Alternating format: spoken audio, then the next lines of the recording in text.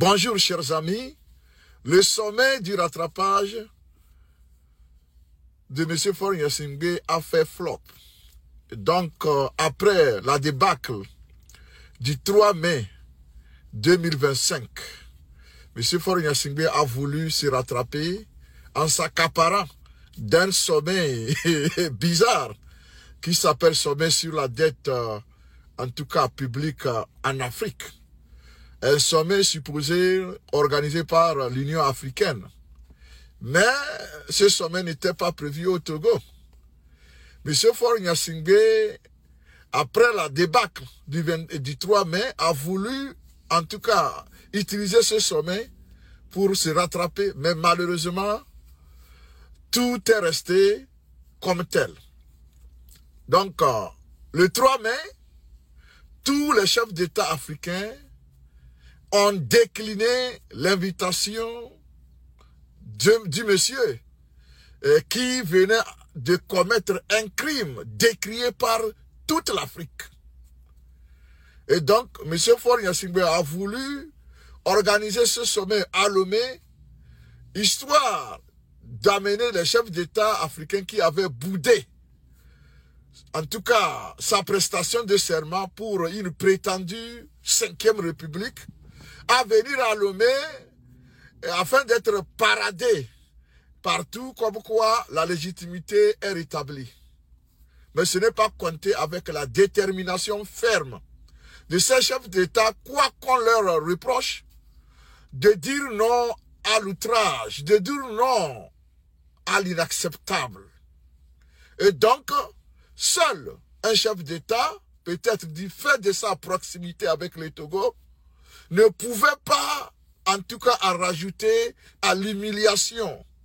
Voilà pourquoi son Excellence Mahaman Digana, John Mahaman Digana, bon an mal an, s'est transporté à Lomé. Ou bien, karma, on est allé le transporter à Lomé, et pour, en tout cas, faire acte de présence simulacre.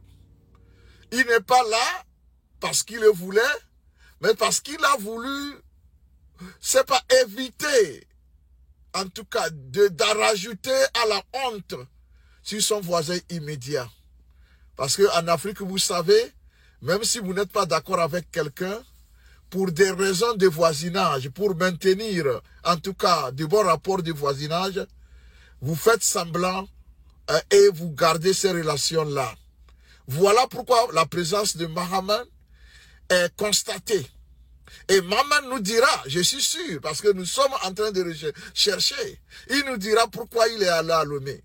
Parce que le peuple ghanéen s'est joint à nous pour dénoncer ce que M. Faure est en train de faire au Togo, pour dénoncer l'usurpation permanente du pouvoir, pour dénoncer les privations permanentes des droits et des libertés des Togolais, pour dénoncer l'emprisonnement abusif des Togolais, pour dénoncer l'accaparement illimité, illégal, illégitime et inconséquent, donc, du pouvoir d'État par M. Faure Gnassingbé. Alors, moi je ne suis pas surpris de voir Mahaman là-bas. Vous vous souvenez que là où M. Faure voulait vraiment voir Mahaman de façon, c'est pas urgente, de façon obstinée, Mahaman n'a pas fait le déplacement de Lomé. Et donc celui qui a tenté de sauver les meubles, c'est l'ancien président du Niger, dont j'ai demandé l'arrestation par le régime du Niger, parce que ce personnage ne doit pas être libre afin de participer à des prestations de serment, des gens qui usurpent le pouvoir, des gens qui privent leur peuple du vote, de leur droit de vote, afin de choisir qui devait présider aux destinées de leur nation. Et donc, M. Faure Gnassingbé, le grand, ou bien la grande conférence, ou bien le grand sommet, la grande conférence sur la dette publique africaine, n'est-ce pas, a accouché d'une souris. Les chefs d'État qui ont reçu les invitations ont dit, s'il vous plaît, je ne vais pas me salir parce que je ne veux pas m'approcher de quelqu'un. Je suis en habit blanc. Je ne dois pas m'approcher de quelqu'un qui est, n'est-ce pas, couvert de boue. Parce que ça va salir de la boue. Ça va salir mon habit. Voilà pourquoi les gens trouvent M. Faure Gnassingbé infréquentable. Je vous avais dit, je l'avais prédit, que tout ce que nous faisons rendra ce monsieur imbuvable et infréquentable. Chers amis, je pense que nous sommes en train de voir ces fruits-là.